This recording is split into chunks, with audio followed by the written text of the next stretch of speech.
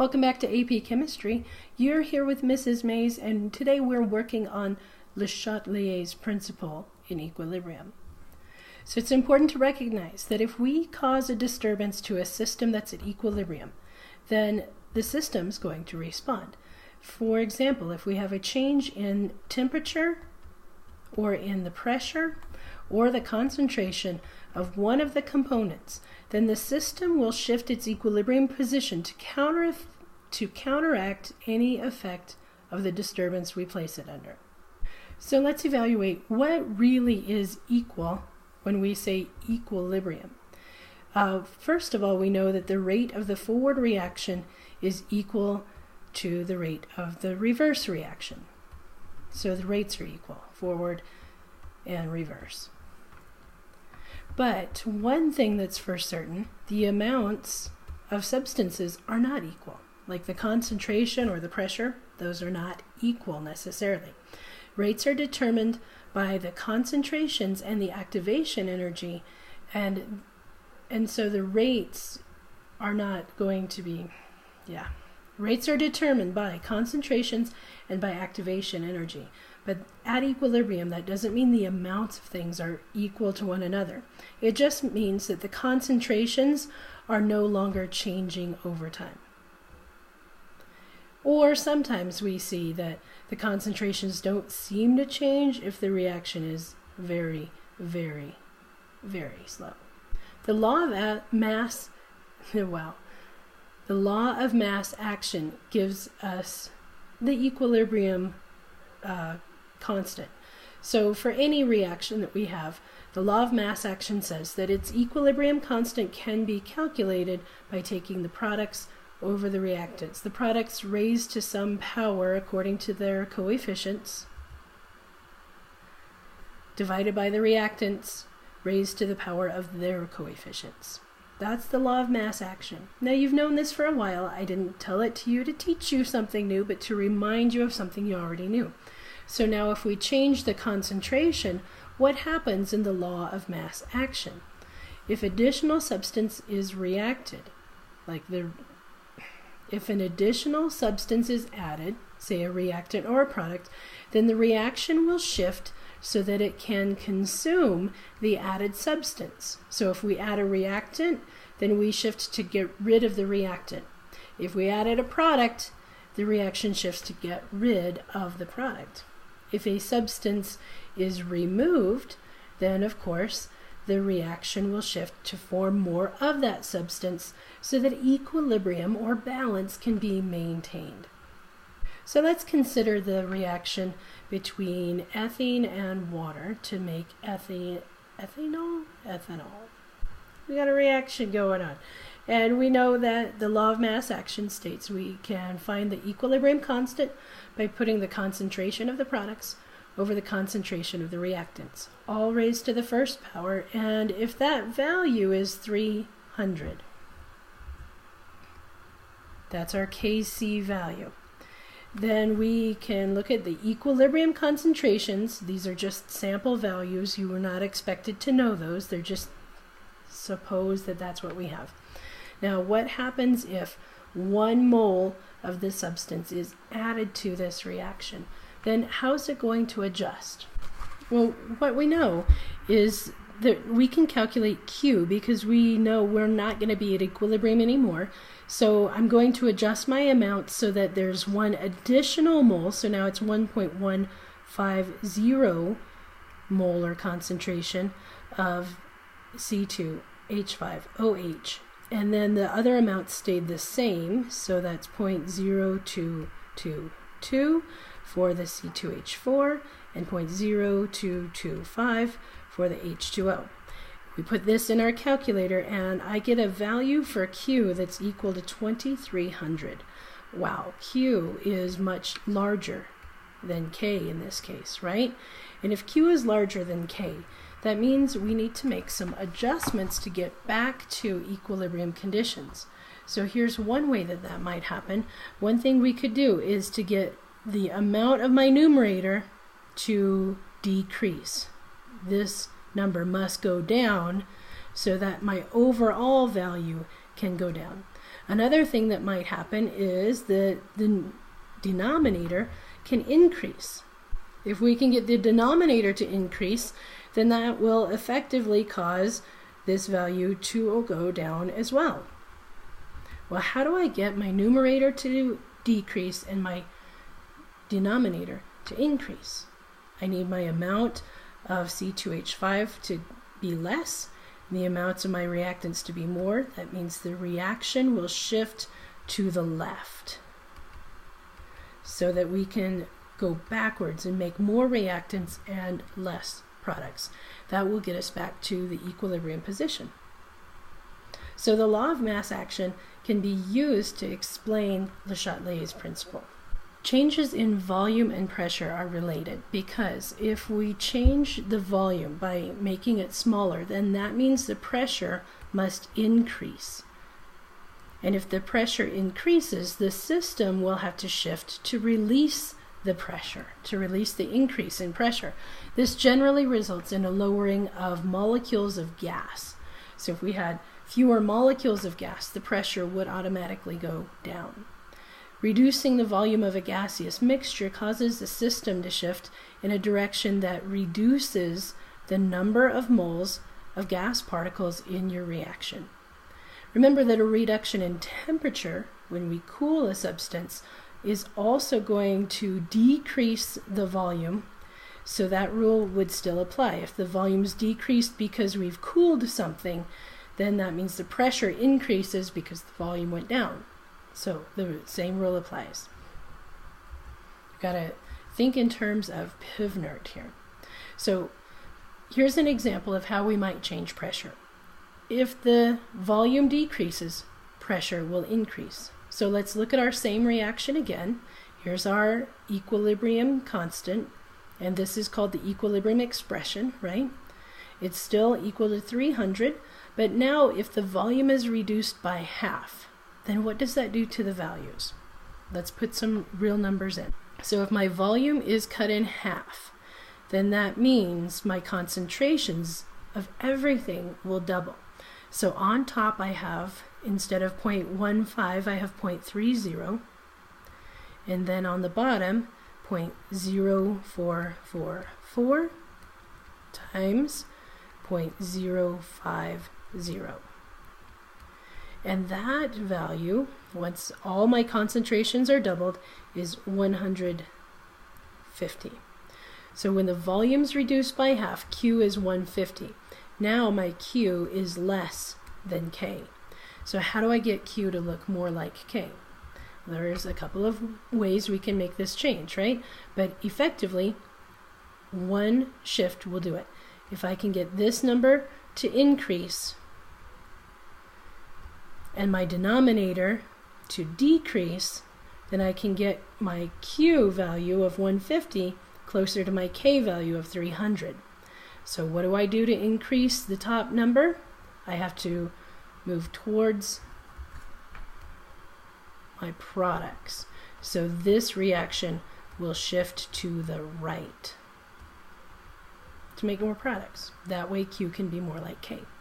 Another way that pressure can increase is if some unrelated gas, an inert gas like krypton or neon or something, if argon, suppose that's added. Will this cause a shift in the equilibrium?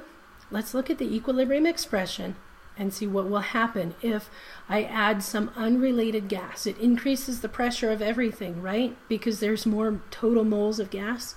But does it affect the equilibrium pressure? But look, the concentrations in the equilibrium expression do not change. Therefore, there is no change in the reaction, no shift whatsoever. If it's not in the expression, it does not affect the equilibrium position. Now let's look at what happens with changes in temperature. If I have an endothermic reaction,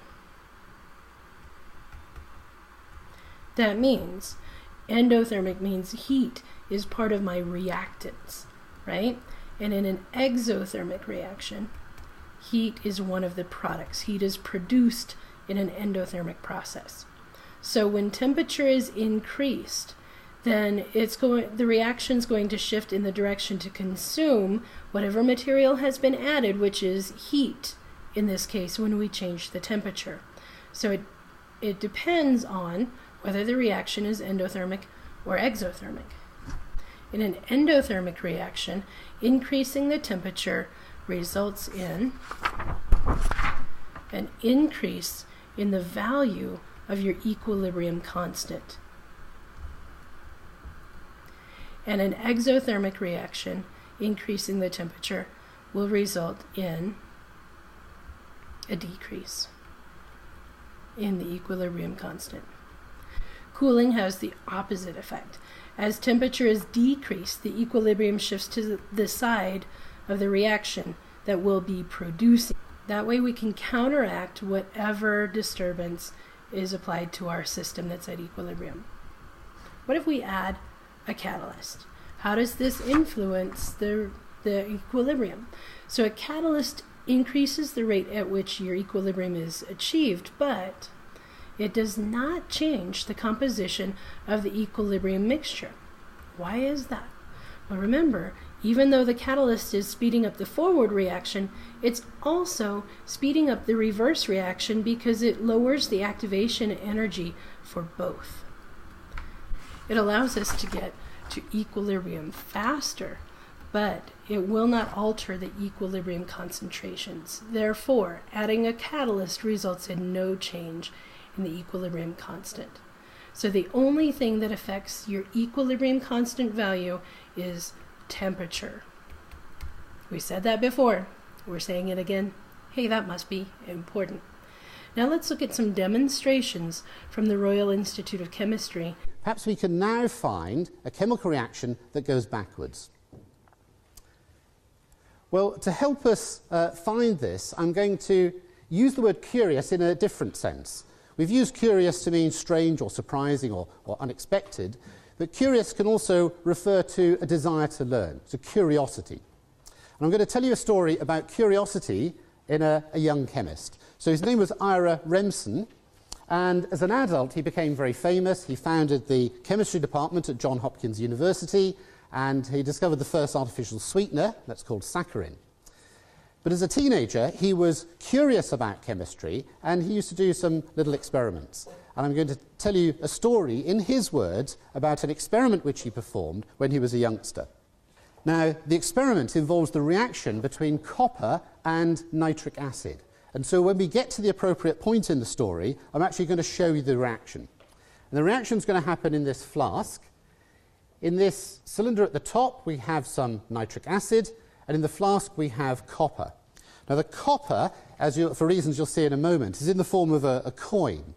Now we can't use a modern penny or two-penny piece because they're actually made of steel with just a thin coating of copper. So I've got an old-fashioned penny here. This was made in 1945. So this is actually made of solid copper. So we put one of these pennies into the flask, and we're going to do this reaction in a sealed environment, in a sealed flask. Any fumes that are produced will be led away through this tube and absorbed in this sodium hydroxide, for reasons that will become apparent in a moment. Okay, so this is the story of Ira Remsen. While reading a textbook of chemistry, I came across the statement, "Nitric acid acts upon copper." I was getting tired of reading such absurd stuff, and I determined to see what this meant. Copper was more or less familiar to me, for copper scents were then in use. I'd seen a bottle marked nitric acid on a table in the doctor's office where I was then doing time. I did not know its peculiarities, but I was getting on and likely to learn. The spirit of adventure was upon me. Having nitric acid and copper, I had only to learn what the words act upon meant.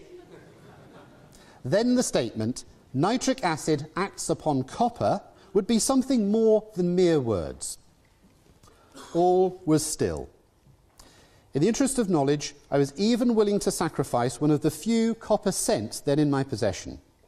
I put one of them on the table, opened the bottle marked nitric acid, poured some of the liquid on the copper, and prepared to make an observation. So let's add the nitric acid to the copper and see what happens.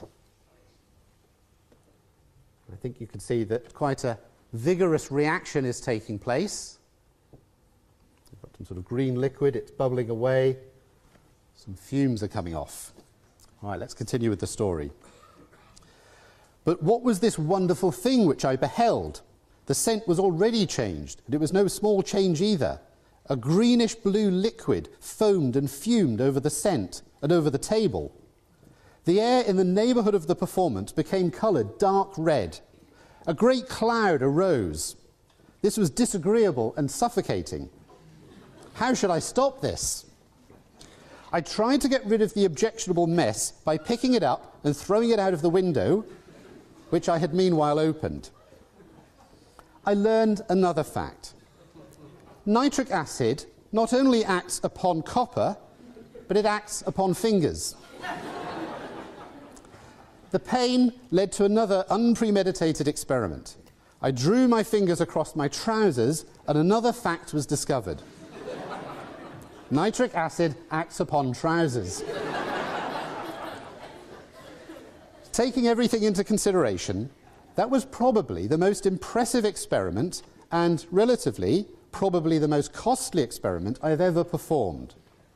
I tell of it even now with interest. It was a revelation to me. It resulted in a desire on my part to learn more about that remarkable kind of action. Plainly, the only way to learn about it was to see its results, to experiment, to work in a laboratory. So that's the reaction of nitric acid with copper, and it's produced these dark brown fumes, which you can see, and those fumes are called nitrogen dioxide, and they are actually pretty unpleasant, which is why we're doing this in a sealed apparatus. But nitrogen dioxide is a material that can help us understand this question about whether a chemical reaction can go backwards. So in these tubes, we have equal amounts of nitrogen dioxide. And what I'm going to do is to take one of the tubes and to place it in iced water so that it will cool down. And the other tube I'm going to place in hot water to heat it up. So we'll come back in a moment and see if they're changed in any way. So let's have a little look at the chemistry that's going on inside those tubes. Now, nitrogen dioxide has a molecule which consists of one atom of nitrogen and two atoms of oxygen. If we have two molecules of nitrogen dioxide, they can react together to form one molecule of another oxide of nitrogen called dinitrogen tetraoxide. Now that process releases energy. When that extra nitrogen-nitrogen bond is formed, it gives out energy. So that's like the ball rolling downhill. The ball rolling downhill wants the nitrogen dioxide to come together and form dinitrogen tetraoxide. But the dinitrogen tetraoxide can split up. The molecule can split in half to give two molecules of nitrogen dioxide. And because for every molecule of dinitrogen tetroxide we get two molecules of nitrogen dioxide, we have twice as many molecules. They can be arranged in many more ways, and that means the entropy has increased. So the entropy tends to drive this reaction from the right to the left. So these two effects, the ball rolling downhill effect and the teenager bedroom effect, are driving this reaction in sort of opposite directions. What happens is that the reaction actually goes in both directions at the same time. And it reaches a sort of balance. We call it an equilibrium, where there is some nitrogen dioxide present and some dinitrogen tetroxide present. And the relative proportions of these depends upon the temperature. So if we increase the temperature, we put energy into the system. That's like pushing the ball uphill, and we go from right to left. And if we cool the system down, then conversely we go from left to right. So that's the prediction. And we can test the prediction because nitrogen dioxide is this dark brown gas that you see in the flask here. But dinitrogen tetraoxide is colourless. So if we go back to our tubes, this is the tube that was in the cold water, and you can see that it's become a paler colour, and this is the tube that was in the hot water. So I just put these side by side. You can see that heating up this gas has made it darker brown, contains more nitrogen dioxide, whereas cooling it down has made it less dark, it contains more dinitrogen tetraoxide. And just to check our theory, what we can do is we can take the hot tube, the dark tube, and place it into the cold water. And then the cold tube, which is the paler colour, we can place that into hot water. And we'll come back and have a look at those in a moment, and we'll see if they've swapped places. 2 tubes over, we put the dark tube inside the iced water, and we put the light coloured tube in the hot water, and we can see they have indeed swapped places. So the tube that was dark has been cooled down, has become light, and the light coloured tube has been heated up and it's become dark. So we have the rather curious conclusion that chemical reactions can go forwards and backwards at the same time. Now let's apply this to a reaction of methane with water to give carbon monoxide and hydrogen gas. Let's predict the direction that the system will shift in order to reach equilibrium given the following situations. You saw this in your quiz. Hopefully you tried it out. Let's check your answers now.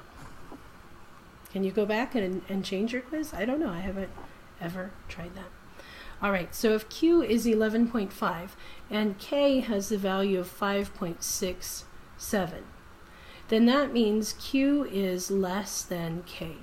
And I need to make, no, Q is greater than K. Wow, got a little crazy. Okay, Q is greater than K. That means I need to get my Q value lower. So my numerator has to go down, and my numerator has products in it, right? So I have to shift backwards or shift to the left towards the reactants. If my Q value was 3.8 times 10 to the minus 4, then now Q is less than K. And I want my Q to get bigger, so I need to make more products. So we shift to the right. Now suppose that water is added. Let's write the equilibrium expression for this reaction. I have my 3 hydrogens. Oh wait, that's not how we do it. The 3 doesn't go there. So my hydrogen gas is raised to the 3rd power. That's where that 3 goes. And in the bottom part I just have methane because water and carbon dioxide or liquid, carbon monoxide, those are liquids. They don't get to be in the equilibrium expression. So if water is added, what's going to be the change to equilibrium? None. When water is added, there's no change because water is not in the equilibrium expression. So it doesn't change my equilibrium position, not even a little bit. Okay, but when methane is reduced, that will make an impact because look, methane is in the denominator. So if methane suddenly goes down, we have to shift so we can make more of it and get it back, so we can go back to equilibrium. So when methane is reduced, then that means we shift to the left so we can make more methane and get back to where we were. What if energy is added? Well, the energy is where the delta H comes in. Delta H is negative 350 kilojoules per mole, and that tells us that it's exothermic, right? Exothermic reactions means that heat is one of our products. So it's like saying, now I've increased a product. So the reaction will shift to use up that extra product and go backwards. So when heat is added or energy is added, this reaction will shift left to use it up again and get back to normal. So hopefully in your quiz, that's what you entered. All right, see you in class. Oh, shoot, I missed one. The container's volume is reduced. What if the container's volume is reduced? What do we do? If the container's volume is reduced, then that means that the pressure has increased and I need fewer moles of gas. Which side of my reaction has fewer moles of gas? Let's see, I've got 3 moles of gas here and only 1 mole of gas here. Looks like we're going to shift to the left again. That way I can get my pressure down by reducing my number of moles of gas. There, now I think we're done. Yep. Okay, see you in class. Bye.